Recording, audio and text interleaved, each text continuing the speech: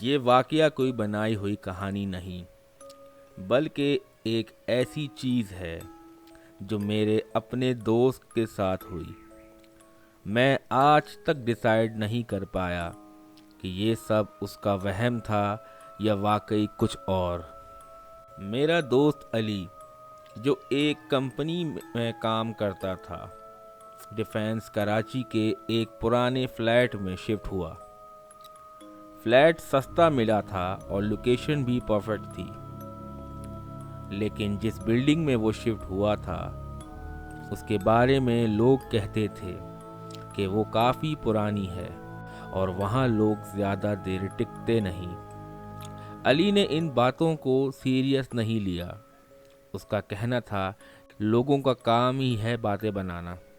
شروع کے 4 سے 5 دن سب نارمل رہا، آفس، گھر، روٹین لائف جو تھی وہ چل رہی تھی۔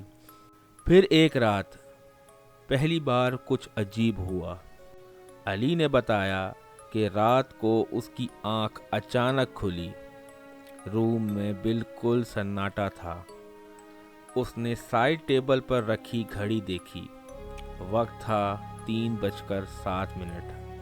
اس نے پانی پیا اور واپس سو گیا۔ لیکن اگلی رات بالکل سیم وقت پہ اس کی آنکھ دوبارہ کھلی۔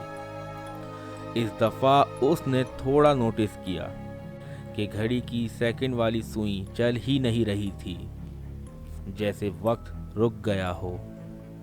صبح اٹھ کر اس نے گھڑی کا سیل چینج کیا اور بات کو اگنور کر دیا۔ تیسری رات پھر 3:07 پر اس کی آنکھ کھلی۔ اس دفعہ اس نے جان بوجھ کر آنکھ نہیں بند کی، وہ سیدھا لیٹ کر گھڑی کو دیکھنے لگا اور اس نے دیکھا کہ جیسے ہی سیکنڈ ہینڈ والی سوئی 12 پر آئی وہ رک گئی۔ پورا روم عجیب سی خاموشی میں ڈوب گیا۔ نہ پنکھے کی آواز، نہ باہر کی ٹریفک کی آواز، صرف اس کی اپنی سانس سنائی دے رہی تھی۔ علی کو پہلی بار ہلکا سا ڈر محسوس ہوا۔ اس نے گھڑی اٹھائی، لیکن جیسے ہی اس نے ہاتھ میں لی اس کا فون وائبریٹ ہوا۔ ایک ان نون نمبر سے میسج آیا جس میں لکھا تھا مت اٹھنا اور پیچھے مت دیکھنا۔ علی نے فوراً فون سائڈ پر رکھ دیا۔ یہ کس قسم کا بکواس مذاق ہے اس نے سوچا، لیکن اس کا دل اب تیز دھڑک رہا تھا۔ کچھ سیکنڈ بعد دوبارہ موبائل وائبریٹ ہوا۔ دوسرا میسج اسی نمبر سے آیا، اگر زندہ رہنا ہے تو مت دیکھنا۔ اب اس کا گلا سوکھ گیا۔ روم میں ٹھنڈی ہوا چلنے لگی جبکہ اے سی بند تھا۔ اس نے دھیرے سے محسوس کیا کہ اس کے بیڈ کے پیچھے کوئی کھڑا ہے، کوئی جو اسے دیکھ رہا ہے۔ اس کے کان کے بالکل قریب ہلکی سی سانس کی آواز آئی۔ علی کا جسم سن پڑ گیا۔ وہ ہلنا چاہتا تھا لیکن جیسے باڈی نے کام کرنا بند کر دیا ہو۔ اس نے آنکھیں زور سے بند کر لی۔ اس کے دماغ میں صرف ایک بات گونج رہی تھی، پیچھے مت دیکھنا۔ لیکن انسان کی فطرت عجیب ہوتی ہے، جتنا منع کرو اتنی کیوروسٹی بڑھتی ہے۔ کچھ سیکنڈ جو اس نے گزارے وہ گھنٹوں کے برابر لگ رہے تھے۔ پھر اس نے دھیرے سے اپنی آنکھیں کھولی اور سر موڑنا شروع کیا۔ اس کا دل اتنی تیز دھڑک رہا تھا کہ اس کے اپنی ہارٹ بیٹ کی ایکو سنائی دے رہی تھی۔ اور پھر اس نے پیچھے دیکھا، وہاں کچھ نہیں تھا، پورا روم خالی۔ علی نے گہری سانس لی اور ہلکا سا مسکرا دیا۔ لگتا ہے میں ہی پاگل ہو رہا ہوں، اس نے سوچا۔ لیکن جیسے ہی اس کی نظر سامنے لگی ڈریسنگ ٹیبل کے مرر پر پڑی، اس کا خون جم گیا۔ مرر میں اس کے بالکل پیچھے ایک عورت کھڑی تھی، सफ़ेद कपड़ों में बाल बिखरे हुए, और सबसे ज़्यादा डरावनी बात, उसका चेहरा नहीं था, बस एक खाली अंधेरा सा था। जहाँ चेहरा होना चाहिए वहाँ अंधेरा था। अली ने फौरन पीछे मुड़कर देखा, फिर भी वहाँ कोई नहीं था। दोबारा मिरर की तरफ देखा, वो औरत अब और करीब आ चुकी थी। अब वो बिल्कुल उसके कंधे के पास खड़ी थी। उस वक्त अली चीखना चाहता था, लेकिन आवाज़ नहीं निकल रही थी। उसका फ़ोन फिर वाइब्रेट हुआ। उसी नंबर से तीसरा मैसेज आया, अब तुमने देख लिया। रूम का टेम्परेचर और ठंडा हो गया। मिरर में वो औरत धीरे धीरे अपना हाथ उठाती है और अली के कंधे पर रख देती है। अली ने अपने कंधे पर ठंडी सी चीज़ महसूस की। उसने आंखें ज़ोर से बंद कर ली और फिर सब कुछ अंधेरा हो गया। सुबह जब उसकी आंख खुली, सब नॉर्मल था।